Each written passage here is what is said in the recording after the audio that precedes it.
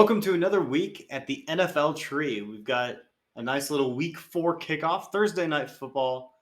The Miami Dolphins taking on the Cincinnati Bengals. Could be an interesting matchup. Could also potentially be a dud, but I'm hoping for the first thing I said. I think it's going to be exciting.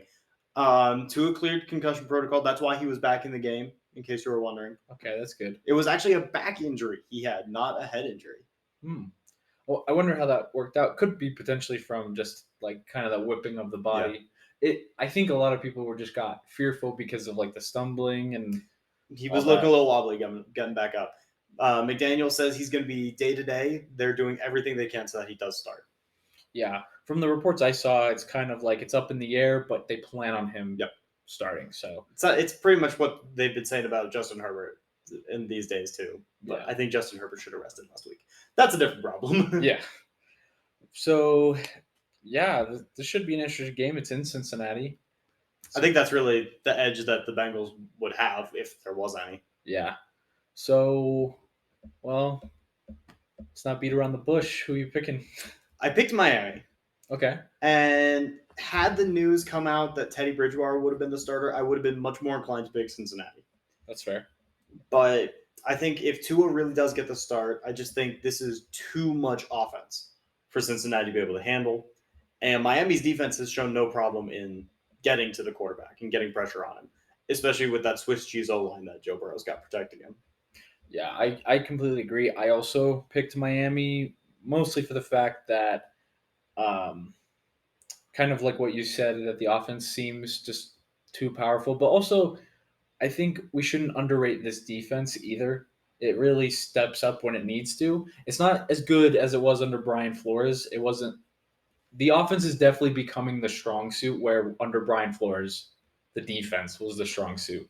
But to be fair, you get Tyreek Hill and Jalen Waddle both as your wideouts, and now what do you do? yeah, that's a pretty tough combination to stop.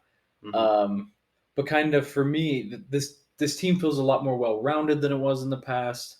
And even though Cincinnati, I think, is a well rounded team, that old line problems is just plaguing them right now.